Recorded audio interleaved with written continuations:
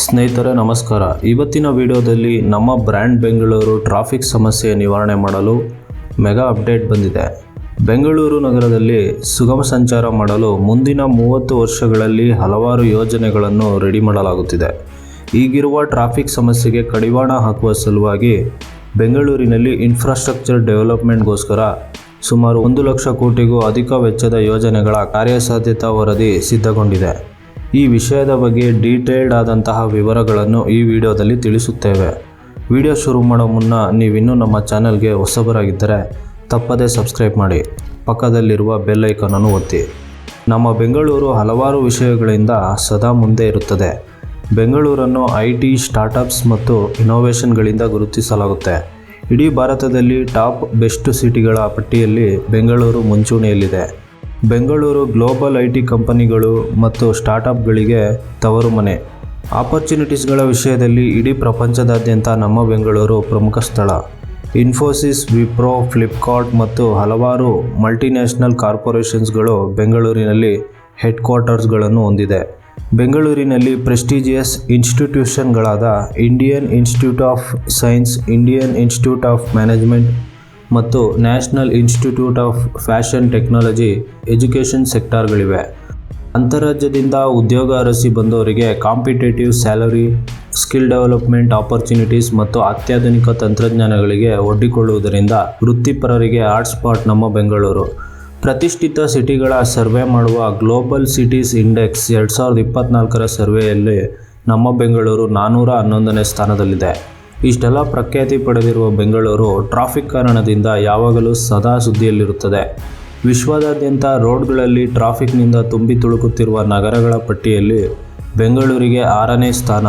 ಬೆಂಗಳೂರಿನಲ್ಲಿ 10 ಕಿಲೋಮೀಟರ್ ಪ್ರಯಾಣ ಮಾಡಲು ಆವ್ರೇಜ್ 28 ನಿಮಿಷ 10 ಸೆಕೆಂಡ್ ಸಮಯ ಬೇಕು ಎಂದು ಟೋಮ್ ಎಂಬ ವೆಬ್ಸೈಟ್ ವರದಿ ಮಾಡಿದೆ. ಬೆಂಗಳೂರಿನಲ್ಲಿ ಹೆವಿ ಟ್ರಾಫಿಕ್ ಇರುವ ಏರಿಯಾಗಳು silk board junction, Marathahalli, Mekhri circle, KR Puram hanging bridge, Mysuru road junction, tin factory junction ಮತ್ತು ಹೆಬ್ಬಾಳ ಫ್ಲೈಓವರ್. ಬೆಂಗಳೂರಿನಲ್ಲಿ ದೊಡ್ಡ ಪ್ರಮಾಣದಲ್ಲಿ ಟ್ರಾಫಿಕ್ ಕ್ರಿಯೇಟ್ ಆಗಲು ಕಾರಣವಾಗುತ್ತಿರುವ ಅಂಶಗಳ ಬಗ್ಗೆ ನೋಡೋದಾದರೆ, ಪ್ರಸ್ತುತ ಬೆಂಗಳೂರಿನಲ್ಲಿ 1,40,00,000 ಜನಸಂಖ್ಯೆ ಇದೆ. ನವೆಂಬರ್ 2024ರವರೆಗೆ ಕರ್ನಾಟಕ ಟ್ರಾನ್ಸ್ಪೋರ್ಟ್ ಡಿಪಾರ್ಟ್ಮೆಂಟ್ ಪ್ರಕಾರ ಬೆಂಗಳೂರಿನಲ್ಲಿ 1,20,00,000 ರಿಜಿಸ್ಟರ್ಡ್ ವೆಹಿಕಲ್ಸ್ಗಳಿವೆ. ಇದರಲ್ಲಿ 2 ವೀಲರ್ಸ್ ಮತ್ತು ಕಾರ್ಗಳು 87.6%. ಬೆಂಗಳೂರಿನಲ್ಲಿ ಸುಮಾರು 13,000 ಕಿಲೋಮೀಟರ್ನಷ್ಟು ರೋಡ್ಗಳಿವೆ. ಸರ್ವೆ ಪ್ರಕಾರ 74% ಮೇಜರ್ ರಸ್ತೆಗಳು 2 ಲೇನ್ ರಸ್ತೆಗಳಾಗಿವೆ, 13% ರಸ್ತೆಗಳು 4 ಲೇನ್ ರಸ್ತೆಗಳಾಗಿವೆ, 6% ರಸ್ತೆಗಳು 3 ಲೇನ್ ರಸ್ತೆಗಳಾಗಿವೆ, 7% ರಸ್ತೆಗಳು 6 ಲೇನ್ ಅಥವಾ ಅದಕ್ಕಿಂತ ಹೆಚ್ಚು ಲೇನ್ ರಸ್ತೆಗಳಾಗಿವೆ ಮತ್ತು 5% ರಸ್ತೆಗಳು ಸರ್ವಿಸ್ ರಸ್ತೆಗಳಾಗಿವೆ. ಬೆಂಗಳೂರಿನಲ್ಲಿ ಸುಮಾರು 6,340 BMTC ಬಸ್ಗಳಿವೆ. 5,766 ವಿವಿಧ ಮಾರ್ಗಗಳಲ್ಲಿ 57,667 ಡೈಲಿ ಟ್ರಿಪ್ಸ್ಗಳನ್ನು BMTC ಆರ್ಗನೈಸ್ ಮಾಡುತ್ತೆ. ಸರಿಸುಮಾರು 40 ಲಕ್ಷ ಜನ ಡೈಲಿ BMTC ಬಸ್ನಲ್ಲಿ ಓಡಾಡುತ್ತಿದ್ದಾರೆ. ಮೋಟಾರ್ ಕ್ಯಾಬ್ಸ್ಗಳು 2,23,000 ಸಂಖ್ಯೆಯಲ್ಲಿವೆ. ಮ್ಯಾಕ್ಸಿ ಕ್ಯಾಬ್ಗಳು 58,000 ಸಂಖ್ಯೆಯಲ್ಲಿವೆ. ಬೆಂಗಳೂರಿನಲ್ಲಿ ಸುಮಾರು 3,31,000 ಆಟೋ ರಿಕ್ಷಾಗಳಿವೆ.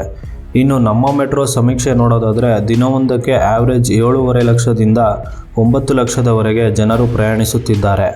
ಬೆಂಗಳೂರು ಮೆಟ್ರೋ ಮತ್ತು BMTC ಬಸ್ಗಳು ಹಲವರಿಗೆ ಸೇವೆ ಸಲ್ಲಿಸುತ್ತಿದ್ದರೂ ಹೆಚ್ಚುತ್ತಿರುವ ಜನಸಂಖ್ಯೆಯ ಬೇಡಿಕೆಗಳನ್ನು ಪೂರೈಸಲು ಸಾಧ್ಯವಾಗುತ್ತಿಲ್ಲ. ಮೆಟ್ರೋ ವಿಸ್ತರಣೆಗಳಲ್ಲಿನ ವಿಳಂಬಗಳು ಮತ್ತು ಉಪನಗರ ರೈಲು ವ್ಯವಸ್ಥೆಗಳು ಸೀಮಿತ ವ್ಯಾಪ್ತಿಯ ಖಾಸಗಿ ವಾಹನಗಳ ಮೇಲೆ ಅತಿಯಾದ ಅವಲಂಬನೆಗೆ ಕೊಡುಗೆ ನೀಡುತ್ತದೆ. ನಮ್ಮ ಬೆಂಗಳೂರಿನ ರಸ್ತೆಗಳ ವಿಚಾರಕ್ಕೆ ಬರೋದಾದರೆ ಕಿರಿದಾದ ರಸ್ತೆಗಳು, ಯೋಜಿತವಲ್ಲದ ಲೇಔಟ್ಗಳು ಮತ್ತು ಅತಿಕ್ರಮಣಗಳು ನಗರದ ರಸ್ತೆ ಸಾಮರ್ಥ್ಯವನ್ನು ಕಡಿಮೆ ಮಾಡುತ್ತದೆ. ರಸ್ತೆಯ ಗುಂಡಿಗಳು, ಅಲ್ಲಲ್ಲಿ ಬರುವ ಹಂಪ್ಗಳು, ಕಳಪೆ ರಸ್ತೆ ನಿರ್ವಹಣೆಗಳು ಸಂಚಾರವನ್ನು ನಿಧಾನಗೊಳಿಸುತ್ತವೆ. ಅಲ್ಲದೆ ಟ್ರಾಫಿಕ್ ಸಿಗ್ನಲ್ಗಳ ಸರಿಯಾದ ಕೋಆರ್ಡಿನೇಷನ್ ಇಲ್ಲದಿರುವುದು ಅಕ್ರಮ ಪಾರ್ಕಿಂಗ್ ಮತ್ತು ಲೇನ್ ಅಶಿಸ್ತು ಪರಿಸ್ಥಿತಿಯನ್ನು ಇನ್ನಷ್ಟು ಹದಗೆಡಿಸುತ್ತದೆ. IT ಪಾರ್ಕ್ಗಳು, ಬಿಸ್ನೆಸ್ ಹಬ್ಸ್ಗಳು, ಟೆಕ್ ಕಾರಿಡಾರ್ಸ್ ಏರಿಯಾಗಳಾದ ವೈಟ್ಫೀಲ್ಡ್, ಎಲೆಕ್ಟ್ರಾನಿಸಿಟಿ ಮತ್ತು ಔಟರ್ ರಿಂಗ್ ರೋಡ್ಗಳಲ್ಲಿ ದೊಡ್ಡ ಮಟ್ಟದ ಟ್ರಾಫಿಕ್ ಕಂಜೆಷನ್ ಕ್ರಿಯೇಟ್ ಆಗುತ್ತದೆ. ಬೆಂಗಳೂರಿನಲ್ಲಿ ಟ್ರಾಫಿಕ್ ಕ್ರಿಯೇಟ್ ಆಗಲು ಮತ್ತೊಂದು ಪ್ರಮುಖ ಅಂಶ ಯಾವುದೆಂದರೆ ಮೆಟ್ರೋ ಕಂಟಿನ್ಯೂಸ್ ಕನ್ಸ್ಟ್ರಕ್ಷನ್ ವರ್ಕ್ಗಳು, ಫ್ಲೈಓವರ್ಸ್ ಮತ್ತು ರೋಡ್ ಅಗಲೀಕರಣ ಕೆಲಸಗಳಿಂದಾಗಿ ರಸ್ತೆ ಲಭ್ಯತೆ ಕಡಿಮೆ ಇರುವುದು. ಇಷ್ಟೆಲ್ಲ ಅಂಶಗಳು ಬೆಂಗಳೂರಿನಲ್ಲಿ ಟ್ರಾಫಿಕ್ ಸಮಸ್ಯೆಗೆ ಪ್ರಮುಖವಾದಂತಹ ಕಾರಣಗಳು.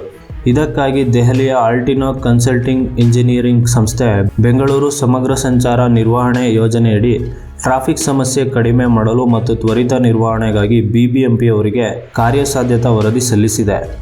ಈ ವರದಿಯ ಪ್ರಕಾರ 46 ಕಿಲೋಮೀಟರ್ ಟ್ವಿನ್ ಟ್ಯೂಬ್ ಟನಲ್ ರೋಡ್ಗಳು ಮತ್ತು 124.7 ಕಿಲೋಮೀಟರ್ ಎಲಿವೇಟೆಡ್ ಕಾರಿಡಾರ್ಗಳು, ಡಬಲ್ ಡೆಕ್ಕರ್ಗಳು ಮತ್ತು ಅಂಡರ್ ಪಾಸ್ಗಳು ಬೆಂಗಳೂರು ಮಹಾನಗರ ಪಾಲಿಕೆಯ ಸಮಗ್ರ ಸಂಚಾರ ನಿರ್ವಹಣೆ ಮೂಲಸೌಕರ್ಯ ಯೋಜನೆಗೆ ಸೇರಿದೆ. ಈ ಯೋಜನೆಯ ಒಟ್ಟು ವೆಚ್ಚ 54,964 ಕೋಟಿ ರೂಪಾಯಿಗಳು ಎಂದು ಅಂದಾಜಿಸಲಾಗಿದೆ.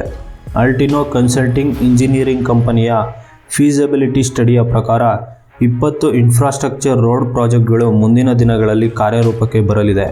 ಇದರಲ್ಲಿ ಸ್ಪ್ಲಿಟ್ ಫ್ಲೈಓವರ್ MEI ಜಂಕ್ಷನ್ ಬಳಿ, ಫ್ಲೈಓವರ್ಗಳು ಅಡಿಯಾರ್ ಆನಂದ ಭವನ್, ರಘುವನಹಳ್ಳಿ, ಕನಕಪುರ ರೋಡ್ ಬಳಿ, Anand circle flyover to KR circle towards Nrupathunga road, elevated corridor tannery ರೋಡ್ನಿಂದ Madhava Mudaliar road to Nagawara junction, north south east west tunnel road ಕಾರಿಡಾರ್ಗಳು, 124.7 ಕಿಲೋಮೀಟರ್ ಎತ್ತರದ ಕಾರಿಡಾರ್ಗಳು, ಡಬಲ್ ಡೆಕ್ಕರ್ಗಳು ಮತ್ತು ಅಂಡರ್ ಪಾಸ್ಗಳಿಗೆ ಅಂದಾಜು 14,964 ಕೋಟಿ ರೂಪಾಯಿಗಳು ಬೇಕಾಗಬಹುದು ಎಂದು ಅಂದಾಜಿಸಲಾಗಿದೆ.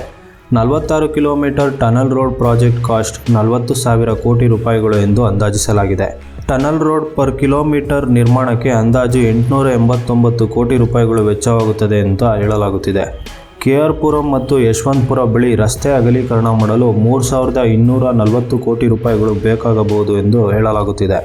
ಹೆಬ್ಬಾಳದಿಂದ ಸಿಲ್ಕ್ ಬೋರ್ಡ್ ಟನಲ್ ರೋಡ್ ನಿರ್ಮಾಣವಾದರೆ ಪ್ರಯಾಣದ ಸಮಯ 90 ನಿಮಿಷದಿಂದ 20 ನಿಮಿಷಗಳಿಗೆ ಇಳಿಕೆಯಾಗುತ್ತದೆ ಎಂದು ಅಂದಾಜಿಸಲಾಗಿದೆ.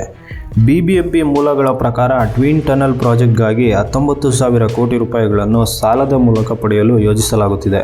ಈ ಪ್ರಾಜೆಕ್ಟ್ಗಳಲ್ಲದೆ ಬೆಂಗಳೂರಿನಲ್ಲಿ ಅದಾಗಲೇ ಪ್ರಚಲಿತವಿರುವ ಬೆಂಗಳೂರು ಬಿಸಿನೆಸ್ ಕಾರಿಡಾರ್ ಯೋಜನೆಗಾಗಿ 27,000 ಕೋಟಿ ರೂಪಾಯಿಗಳನ್ನು ಇನ್ವೆಸ್ಟ್ ಮಾಡಲಾಗುತ್ತಿದೆ.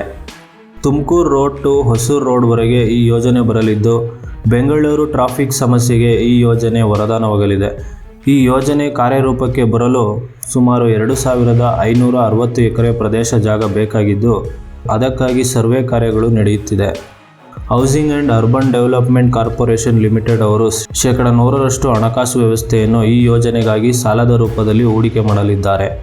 ಈಗಾಗಲೇ ನೈಸ್ ರಸ್ತೆ 41 ಕಿಲೋಮೀಟರ್ ಮಾಧವರದಿಂದ ಎಲೆಕ್ಟ್ರಾನಿಕ್ ಸಿಟಿವರೆಗೆ ಆಕ್ಸೆಸ್ ಇದ್ದು, ಈ ನೈಸ್ ರಸ್ತೆಗೆ 73 ಕಿಲೋಮೀಟರ್ ರಸ್ತೆಯನ್ನು ಲಿಂಕ್ ಮಾಡಿ ಬೆಂಗಳೂರಿನ ಸುತ್ತ 114 ಕಿಲೋಮೀಟರ್ ಆಕ್ಸೆಸ್ ಕಂಟ್ರೋಲ್ ರೋಡನ್ನು ಮುಂದಿನ ದಿನಗಳಲ್ಲಿ ಸಾರ್ವಜನಿಕರಿಗೆ ಲಭ್ಯವಾಗಲಿದೆ. ಬೆಂಗಳೂರು ಬಿಸಿನೆಸ್ ಕಾರಿಡಾರ್ ಯೋಜನೆಯ ಮತ್ತೊಂದು ಪಾಸಿಟಿವ್ ವಿಚಾರ ಏನೆಂದರೆ, ನೈಸ್ ರೋಡ್ನ ಮಾಧವರದಿಂದ ಎಲೆಕ್ಟ್ರಾನಿಕ್ ಸಿಟಿವರೆಗೆ BMTC ಬಸ್ ಕಳೆದ 1 ವರ್ಷದಿಂದ ಸಾರ್ವಜನಿಕರ ಬೇಡಿಕೆಯ ಮೇರೆಗೆ ಸಂಚಾರ ಮಾಡುತ್ತಿದ್ದು, ಬೆಳಗ್ಗೆ 6ರಿಂದ ರಾತ್ರಿ 9 ಗಂಟೆವರೆಗೆ ಸಂಚರಿಸುತ್ತಿದೆ.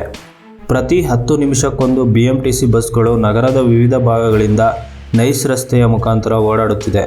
ಪ್ರತಿ ತಿಂಗಳು 3 ಲಕ್ಷಕ್ಕೂ ಅಧಿಕ ಜನ ಈ ಮಾರ್ಗದ ಸದುಪಯೋಗ ಪಡೆದುಕೊಳ್ಳುತ್ತಿದ್ದಾರೆ.